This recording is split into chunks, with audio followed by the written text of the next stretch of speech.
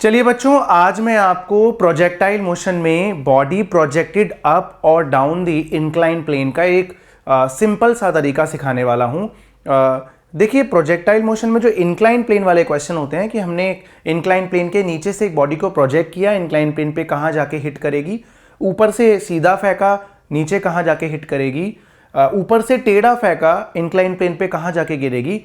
इस टाइप के क्वेश्चंस को करने की दो अप्रोच होती है। एक तो होती है जिसमें हम एक्स एक्सिस और वाई एक्सिस चेंज कर लेते हैं, इंक्लाइन प्लेन के अलोंग ही हम एक्स एक्सिस एज्यूम कर लेते हैं और उसके परपेंडिकुलर वाई एक्सिस एज्यूम कर लेते हैं।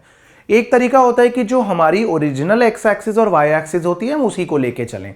तो आज मैं आपको एक तरीके से सॉल्व करके दिखाता हूं इंक्लाइन प्लेन के सवाल, और अगले लेक्चर में मैं आपको दूसरे तरीके से एक्सिस को चेंज करके उन्हीं क्वेश्चंस को सॉल्व करना सिखाऊंगा। तो आज हम बहुत बेसिक क्वेश्चंस को हैंडल करेंगे इंक्लाइन प्लेन के, और बहुत ही आसान तरीके से। देखिए, हमारा पहला क्वेश्चन है, मैंने थोड़ी सी न्यूमेरिकल वैल्यूज को सिंपल रखा है नीट और JEE Mains point of view से क्वेश्चन रखने के लिए। बहुत ज़्यादा लंबी कैलकुलेशन वाले क्वेश्चन नहीं रखे हैं, ठीक है।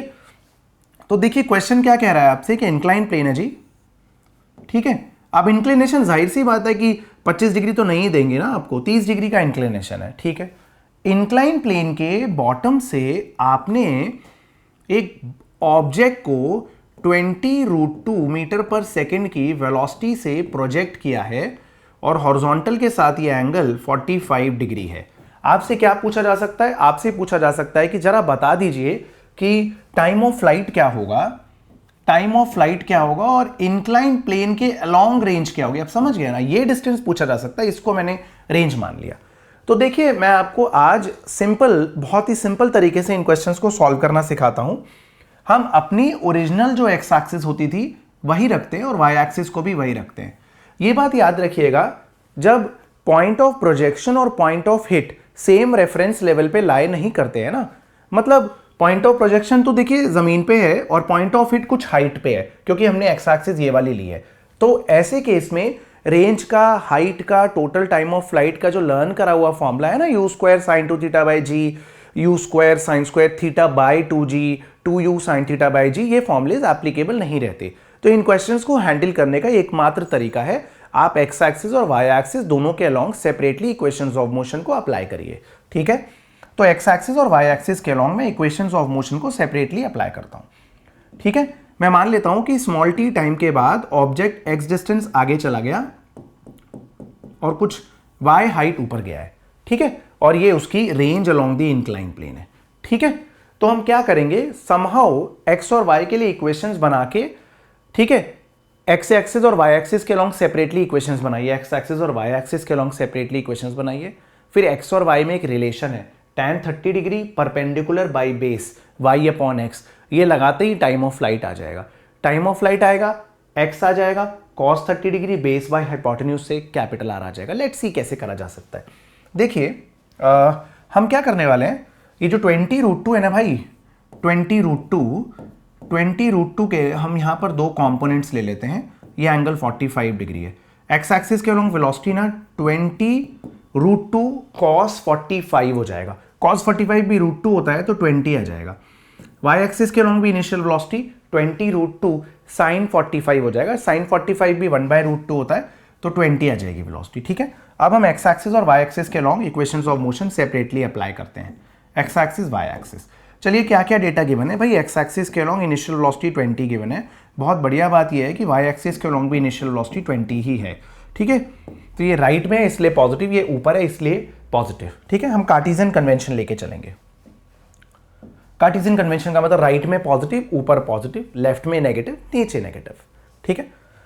एक्स एक्सिस के अलोंग कोई एक्सेलरेशन नहीं होता प्रोजेक्टाइल मोशन में, तो एक्सेलरेशन एक्स एक्सिस के अलोंग 0 है। एक्स एक्सिस के अलोंग डिस्प्लेसमेंट x के बराबर है, ठीक है, और y एक्सिस के अलोंग डिस्प्लेसमेंट +y है, और y एक्सिस के अलोंग जो एक्सेलरेशन है वो ग्रेविटी है, क्योंकि वो हमेशा वर्टिकली डाउनवर्ड्स लगता है इसलिए -10 ले रहा हूं। कैलकुलेशंस को सिंपल रखने के लिए 9.8 ना लेके 10 ले रहा हूं, ठीक है। अब आप इक्वेशंस लगाइए एक्स एक्सिस और वाई एक्सिस के अलोंग। इक्वेशन लगाने के बाद क्या करना है, tan 30 डिग्री y/x करना है, खत्म हो जाएगा क्वेश्चन। तो पहला देखिए, s = ut + ½ at², तो x = ux इंटू मतलब 20 इंटू टी, ½ at² लिखने की जरूरत नहीं है क्योंकि एक्स एक्सिस के अलोंग एक्सेलरेशन 0 है बालकों। वाई एक्सिस के अलोंग देखिए, u y into t plus half a y into t square हमारा फॉर्मूला हो गया बच्चों। वाई एक्सिस के लॉन्ग डिस्प्लेसमेंट वाई के बराबर है, यू वाई हमारा 20 है, half 20t plus half a y minus 10 definitely into t square. Y की वैल्यू यहां से आ जाती है बच्चों 20t माइनस 5t स्क्वायर, है ना। अब हमारा रिलेशन क्या है, tan 30 degree is equal to perpendicular divided by base. इस ट्राइंगल के अंदर tan 30 डिग्री है ना, ये हमेशा एप्लीकेबल रहेगा method, tan 30 degree perpendicular by base, ये 1/√3 है बच्चों। y कितना है 20t minus 5t square Indeed divided by x है हमारा 20t जी, ठीक है बिल्कुल। अब यहां से आप कुछ कॉमन लेके उड़ा दीजिए, जो जो कॉमन लेके उड़ रहा है, ऊपर 5 कॉमन ले लीजिए तो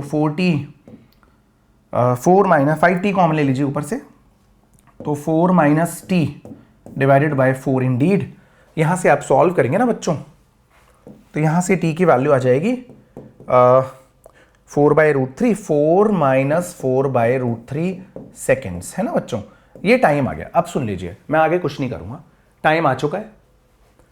टाइम की वैल्यू डालिए, x आ जाएगा, x आ जाएगा, cos 30 degree base divided by hypotenuse से कैपिटल R आ जाएगा। टाइम की वैल्यू पुट करिए, x आ जाएगा, x की value cos 30 degree base by hypotenuse से रेंज आ जाएगी। बहुत ही सिंपल तरीका, x एक्सिस और y एक्सिस के along separately equations of motion लगा के tan थीटा y बाय x लगाइए, सॉल्व हो जाएगा क्वेश्चन। एक और देखते हैं इसी का वेरिएंट, आप नोट करिए। एक क्या हो सकता है, देखिए कि इंक्लाइन प्लेन से 30 डिग्री का वही इंक्लाइन प्लेन है अपना, ठीक है। और आपने ना अब की बार बॉडी को प्रोजेक्ट किया है, ये मान लीजिए हमने यहाँ पर दोबारा एक हॉरिजॉन्टल के पैरेलल लाइन बना दी है, ओके। अब हमने क्या किया यहाँ पर, हमने यहाँ पर 20√2 से प्रोजेक्ट किया है, बट अब की बार ना ये वाला एंगल 45 डिग्री गिवन है, ठीक है जी, बिल्कुल ठीक है। तो ये बॉडी कहीं उस तरह से जाके गिरेगा ये, है ना, हाँ ठीक है, हम कब मना करते हैं। अब क्या पूछा जा सकता है आपसे, भाई कितना समय लगेगा और कहाँ जाके गिरेगा, तो range down the incline plane और समय कितना लगेगा। मैं अभी भी वही कॉन्सेप्ट लेके चलूंगा कि एक्स एक्सिस और वाई एक्सिस दोनों के अलोंग हम सेपरेटली इक्वेशंस ऑफ मोशन लगाते हैं, और कन्वेंशन ये लेंगे, राइट में पॉजिटिव, लेफ्ट में नेगेटिव, ऊपर पॉजिटिव नीचे नेगेटिव, ठीक है जी। तो मान लीजिए कि यहां से फेंका, यहां जाके हिट किया, तो जो हॉरिजॉन्टल एक्स डायरेक्शन में डिस्प्लेसमेंट है ना बच्चों, वो एक्स ही हो गई, और जो वाई एक्सिस के अलोंग डिस्प्लेसमेंट है वो हो गई आपकी ये, राइट।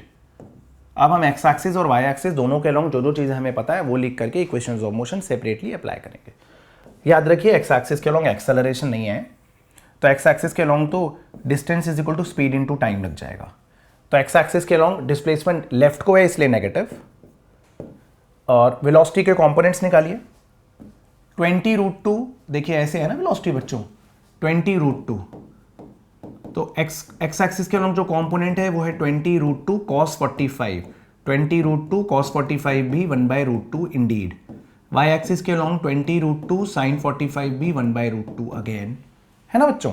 अब एक्स एक्सिस के अलोंग डिस्प्लेसमेंट लेफ्ट को नेगेटिव है ना, और एक्स एक्सिस के अलोंग इनिशियल वेलोसिटी भी नेगेटिव है, और वो कितनी है 20, तो माइनस ut हो गया। हाफ at स्क्वायर लगाया नहीं है, आप जानते हैं क्यों, क्योंकि a x 0 होता है ना। तो x आ गया 20t, ये एक इक्वेशन है, परफेक्ट है। y एक्सिस के अलोंग इक्वेशन लगाइए, तो s y is equal to, formula है भाई मैं लिख दे रहा हूँ, u y into t half a y into t square. Y axis के अलोंग डिस्प्लेसमेंट नीचे नेगेटिव है, इनिशियल वर्टिकल वेलोसिटी ऊपर को थी 20 पॉजिटिव है, एक्सेलरेशन तो भाई ग्रेविटी नीचे को ही है, तो -10 हो गया इंटी टी स्क्वायर, माइनस से मल्टीप्लाई कर दीजिए पूरी इक्वेशन, ये हो जाएगा -20t plus 5t square Indeed. X और वाई की वैल्यू निकाल चुके हैं आप टी टाइम की टर्म्स में। उसके बाद आप इस ट्राइंगल के अंदर tan 30 डिग्री यूज कर लीजिए परपेंडिकुलर बाय बेस, ये 30 है तो यार ये भी 30 है ना, corresponding angle tan 30 degree perpendicular by base, है ना बच्चों। तो यहां पर tan 30 डिग्री हो जाने वाला है आपका परपेंडिकुलर बाय बेस। आप ये एक मेथड ना अपने दिमाग में बिठा लीजिए, इससे आपके इंक्लाइन प्लेन के क्वेश्चन बहुत इजीली सॉल्व हो जाएंगे। डायरेक्ट फॉर्मूला रटने के बजाय आप ऐसे भी कर सकते हैं, हालांकि एक्सिस चेंज करके कैसे किया जाता होगा सवाल मैं आपको वो भी सिखाऊंगा। tan 30 डिग्री 1/√3, y की value -20t plus 5t square divided by बच्चों x की वैल्यू अगेन 20t, ठीक है, 5t कॉमन ले लीजिए बाल को, है ना, तो -4 प्लस टी डिवाइडेड बाय 4। ठीक है बच्चों, तो यहाँ से t आ जाता है 4/√3 प्लस 4। आगे मैं नहीं सॉल्व करूंगा बच्चों, क्योंकि t की वैल्यू निकाल करके आप x निकाल लेंगे, और जब x आ जाएगा तो इस ट्राइंगल के अंदर cos 30 डिग्री x/r लिख के आप r निकाल लेंगे, तो रेंज भी आ जाएगी सॉल्व करके। ठीक है बच्चों, मैंने यहाँ पर ना थोड़े स्टेप्स ज़्यादा लगा दिए आपको एक्सप्लेन करने के लिए। अगर आप पहले तो इसको नोट कर लीजिए आप प्लीज़, है ना। अगर आप चालाक हो चुके हैं ना, काफ़ी चालाक, ठीक है, अगर आप काफ़ी चालाक हो चुके हैं तो आप एक ही बार में लपेट दीजिए इसको। भाई tan 30 डिग्री क्या है, वो है y/x। tan 30 डिग्री है y/x जी, ठीक है ना। अब y भी नेगेटिव है, x भी नेगेटिव है। अब सुनिए इक्वेशंस क्या थी y और x की, आप देखिए x के लिए तो आप लिखेंगे ही 20 × t, है ना, 20t। और y के लिए आपने क्या लिखा था, y के लिए आपने लिखा था ut, और u पॉजिटिव था ना 20t, राइट, और -5t², बट y नेगेटिव था तो आपने इसको -20t + 5t² कर दिया था। ठीक है, मतलब आप जानते हैं x एक्सिस के long displacement speed into time होता है, तो वो तो आप सीधे x एक्सिस के x component of the velocity into time कर दीजिए। y एक्सिस के long uy × t + ½ ay × t² लिख दीजिए, है ना, और सीधे डिवाइड कर दीजिए, t यहीं से आ जाता है एक ही बार में। अगर आप थोड़ा सा टाइम बचा के लिख पाएँ इस तरीके से तो, नहीं तो ठीक है, उस मेथड से भी कोई बुराई नहीं है, तमीज़ से लिख लीजिए, डजंट मैटर। एक और तरीका करते हैं, आपने इंक्लाइन प्लेन के ऊपर से ना, आपने इंक्लाइन प्लेन के ऊपर से ऑब्जेक्ट को हॉरिजॉन्टली फेंक दिया जी, ठीक है, ये 30 डिग्री है ना, और हम स्पीड ले लेते हैं, लेट इट बी 20 मीटर पर सेकेंड से आपने इसे हॉरिजॉन्टली फेंका है, तो ये जाके कहीं गिरेगा इधर। तो भाई कहाँ जाके गिरेगा, बस ये पूछ रहे हैं, कितना समय लगेगा ये पूछ रहे हैं, कोई बात नहीं। तो देखिए y एक्सिस के लॉन्ग तो डिस्प्लेसमेंट ये हो गया, नेगेटिव हो जाएगा। x एक्सिस के लॉन्ग भी लेफ्ट की तरफ गया है, तो इसे भी नेगेटिव ही ले लेते हैं। तो इक्वेशन लगाइए x एक्सिस के लॉन्ग, y एक्सिस के लॉन्ग, फिर आप जानते हैं क्या करना है, tan थीटा, है ना। x एक्सिस के लॉन्ग क्या करते हैं, s = ux × t करते हैं। भाई ½ at² नहीं करते हैं, क्योंकि ax 0 होता है ना। अब ये देख लीजिए आप, और ये वाला पार्ट -5t² ही आ रहा है हर बार। सुनिए अब, हॉरिजॉन्टल डायरेक्शन में x - हो गया, ux तो हाई 20 भाई लोगों, माइनस ले लिया क्योंकि लेफ्ट में है। चलिए x तो हमेशा की तरह 20t ही आना था बच्चों। y एक्सिस के लॉन्ग डिस्प्लेसमेंट -y है, uy 0 है, into t + ½ acceleration -10 × t² Indeed. ठीक है बच्चों, तो यहाँ से y की वैल्यू आ जाती है आपकी सॉल्व करके 5t², मतलब y बेसिकली ½ gt² ही आया है। अब आप यहाँ पर फॉर्मूला लगा लीजिए बच्चों, tan 30 degree = perpendicular divided by base Indeed. तो tan 30 डिग्री 1/√3 हो गया बच्चों, और ये हो गया आपका 5t² डिवाइडेड बाय 20t बच्चों। यहाँ से मुझे लग रहा है t की वैल्यू 4/√3 सेकेंड्स आ गई। जब t आ जाएगा बच्चों तो x आ जाएगा, जब x आ जाएगा तो रेंज भी आ जाएगा cos 30 degree base by hypotenuse से। उम्मीद है बच्चों आपको ये एक तरीका प्रोजेक्टाइल मोशन में इंक्लाइन प्लेन वाले सवाल को सॉल्व करने में समझ आया होगा। अगली वीडियो में हम इंक्लाइन प्लेन के सवाल को एक्सिस चेंज करके कैसे किया जा सकता है, मतलब मैं आपको बताना चाहता हूं कि हम अगली वीडियो में कुछ इस तरीके के सवाल के साथ डील करेंगे जिसमें हमें एक्सिस चेंज करना ज़रूरी हो जाएगा। जैसे ये 30 डिग्री है, ये 60 डिग्री है, और मान लीजिए हमने एक ऑब्जेक्ट को कुछ वेलोसिटी से फेंका परपेंडिकुलर, और वो इधर जाके परपेंडिकुलर हिट करता है, तो इस दौरान समय कितना लगेगा। इस टाइप की प्रॉब्लम्स में हमें एक्स एक्सिस और वाई एक्सिस चेंज करनी पड़ती है, और कैसे चेंज करके इस तरह के सवालों को हैंडल किया जाता है हम अगली वीडियो में देखेंगे। ठीक है बच्चों, तब तक के लिए मैं आपसे विदा लेता हूं। Thank you.